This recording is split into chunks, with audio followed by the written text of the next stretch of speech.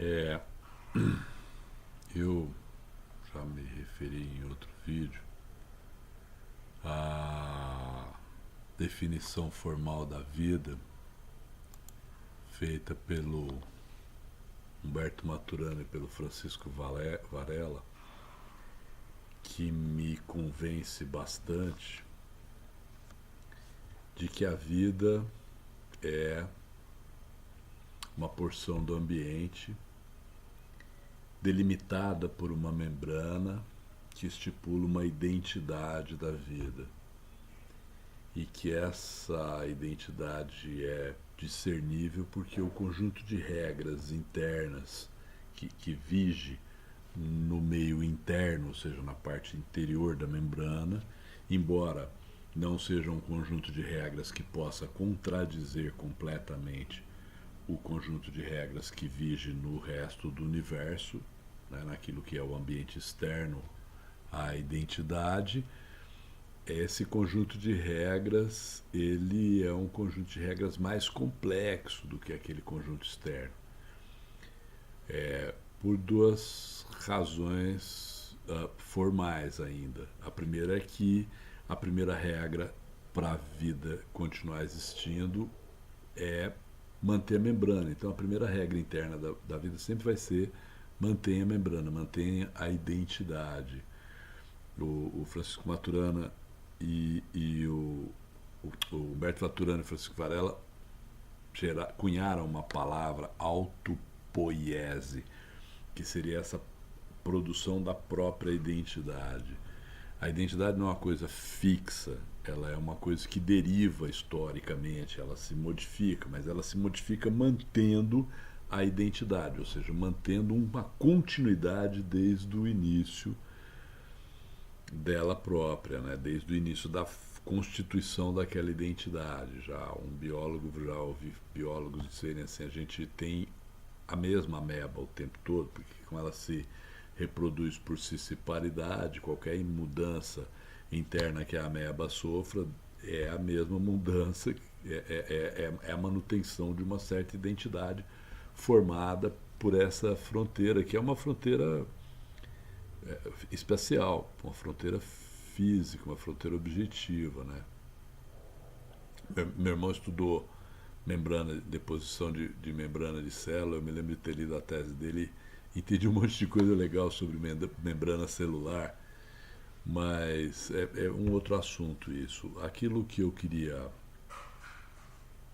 falar hoje a respeito dessa formulação é uma coisa que diz respeito diretamente à psicologia, né? Vou lembrar que a psicologia é a minha profissão. Eu sou psicólogo, professor de psicologia XY. Eu leciono há 38 anos, né?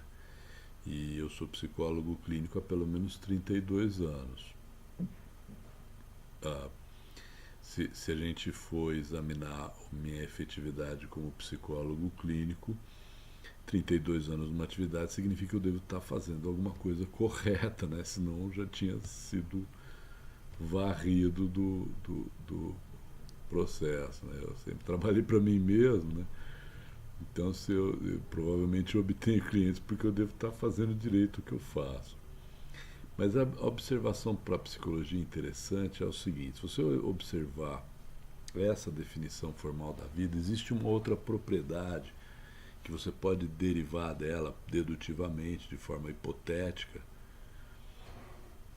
que toca de perto uma questão importantíssima que surge na psicologia clínica e, curiosamente, me parece que é uma questão que não é muito debatida. Eu não leio, apesar de ser uma área na qual eu leio muito, eu me informo muito, talvez eu seja meio ruim de encontrar referências, mas eu não encontro muito essa questão debatida nesses termos em que eu vou colocar.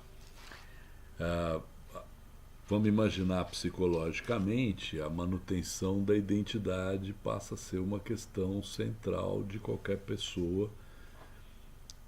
Não importa como você defina a identidade psicológica, mas a gente pode ancorar isso na definição do formal da vida do Maturana e do Varela. Vamos imaginar o seguinte: toda a vida, para continuar viva, vai ter que responder algumas perguntas.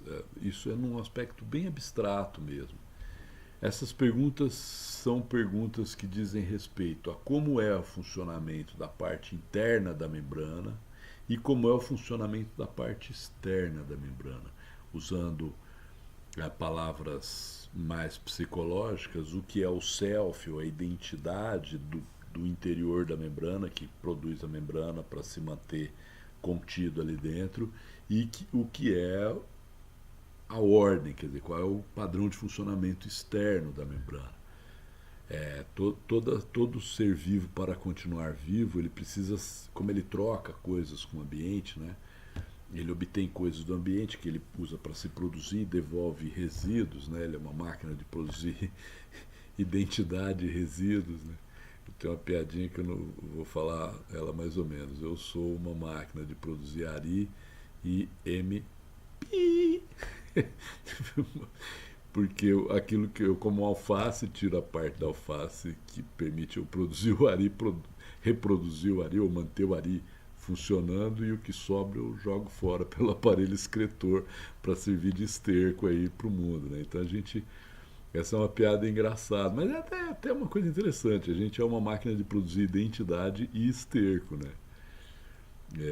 Mas voltando ao assunto, é preciso que a vida responda a 4 questões: quem eu sou, o que eu quero, como é que o mundo funciona e como é que eu obtenho o que eu quero. Vamos tentar explorar, por exemplo, o Ari. Eu sou o Ari e eu quero água. O mundo aqui em volta é meu consultório, minha mesa de trabalho, de trabalho e de escrever, e eu tenho uma xícara de água aqui do lado. Então, eu obedeço às regras da física e aos funcionamentos, e manejo meu braço, pego uma caneca d'água, tomo um gole d'água e reponho o padrão de funcionamento dentro do qual Ari continua com a identidade dele intacta. Não é? Alguns pensadores importantes falam sobre isso, né? Por exemplo, o Freud dá uma descrição brilhante desse processo. O sujeito sofre uma alteração interna lá dele, sei lá, por exemplo, o sangue aumenta a salinidade do sangue, porque o rim está filtrando e tirando líquido, qualquer coisa assim, aquilo surge na boca da pessoa como um desconforto, uma irritação ou uma afecção, como falava o nosso preclaro Sigmund, né? E aquela afecção começa a perturbar a consciência da pessoa, começa a vir à mente, né? A pessoa começa a sentir a boca seca e tal, não sei o quê. E ela reconhece aquela afecção porque aquilo vem à mente algumas vezes e forma na mente da pessoa uma imagem. Aquela sensação o Freud chamaria de desejo, e aquela imagem seria o objeto do desejo. O objeto do desejo é o objeto para o qual a imagem aponta, a imagem interna, que é a imagem do desejo, a sede, aponta para o objeto do desejo, nesse caso, a água. Mas para obter a água, o desejo não é suficiente, e a imaginação, embora seja útil, também não é suficiente. É preciso que ele seja capaz de olhar em volta dele, reconhecer o objeto que corresponde ao desejo, né, a água, e pegar a água segundo regras externas a ele. Ele usa regras de controle do próprio corpo para fazer isso, mas as regras são externas. Não sei se vocês já foram pegar aqueles copinhos de água que fica naqueles bebedouros de dentista. Se o copinho estiver muito molinho, você aperta a massa, espirra a água, tudo. Eu sou um completo panaca, eu faço isso com uma frequência enorme. Ou então você pega ele com pouca força, ele escapa da mão e cai lá embaixo. Você tem que obedecer às regras do mundo externo para tomar água. Você tem que saber o peso da água, você tem que definir se aquela água é envenenada ou não é envenenada. Eu já falei sobre isso num outro vídeo, sobre conflito, emoção e razão. Mas agora eu queria voltar na questão da identidade. Os sistemas identitários são aqueles sistemas internos à pessoa, segundo esse modo de raciocínio que eu estou ancorando lá na definição do Maturana e do Varela, que permitem a ela saber quem ela é e saber o que ela quer. mas eles também incluem um sistema identitário que não é sobre a identidade da pessoa, mas que é sobre a identidade do ambiente externo a ela, que é saber como é que o mundo funciona e quais são os recursos que ela tem, como ela pode mobilizar esses recursos para obter do mundo o que ela quer, não é? Ela pode formar uma identidade psicológica, pode formar uma compreensão da ordem, mas ela vai ter sempre que fazer negociações em relação a isso. E o sofrimento humano, ele interfere. É uma coisa que acontece comigo, eu trabalho com pessoas que estão sofrendo. Às vezes elas estão com uma compreensão de identidade que não está muito funcionando direito. Às vezes elas estão com uma compreensão do mundo que não está funcionando muito direito. Se for numa parte delimitada da vida delas, a gente poderia chamar talvez de neurose, e se for uma coisa generalizada que afetou todo o pensamento dela, a gente poderia chamar de psicose, que seria, a neurose seria um estado em que há um leve descompasso entre os sistemas identitários, e a psicose seria um estado em que esses sistemas identitários estão profundamente afetados e perturbam de maneira muito perigosa a relação da pessoa com a manutenção da própria identidade nesse relacionamento, nessa interação dela com o ambiente. Eu, ao contrário do que eu costumo ver nas publicações da área, eu acho que essa questão está começando a emergir. Eu vislumbro isso, por exemplo, essa questão dos sistemas identitários, em algumas investigações um pouco mais complexas na área da saúde mental, no DSM-5, que é bastante desconsiderado ou foi bastante atacado no Brasil, muitas vezes por razões que eu mesmo considero meio pueris, meio adolescentes, uma espécie de... eu não consigo... Tem alguns ataques que eu acho...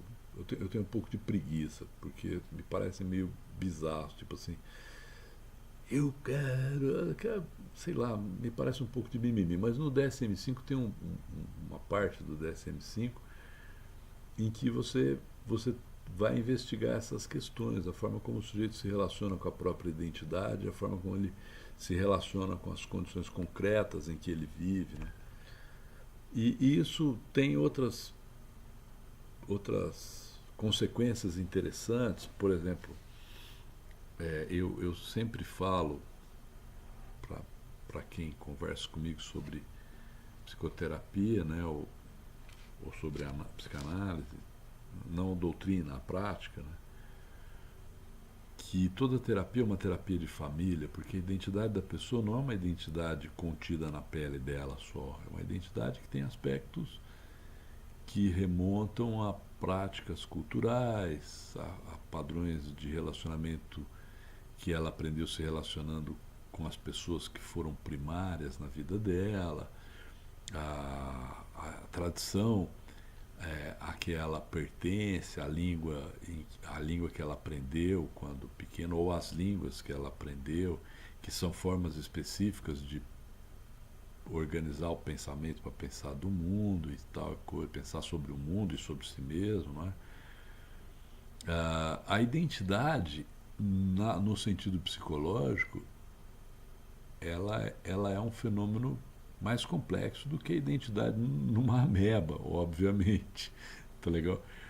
Mas em termos formais eu acho que ela não se distingue muito. Ela pode ser mais complexa, pode ser mais sofisticada, mais complicada, tem uma quantidade de interfaces muito maior do que as interfaces da ameba, mas ela não é uma ruptura, não é uma descontinuidade, ela é um acréscimo, ela é uma complexificação.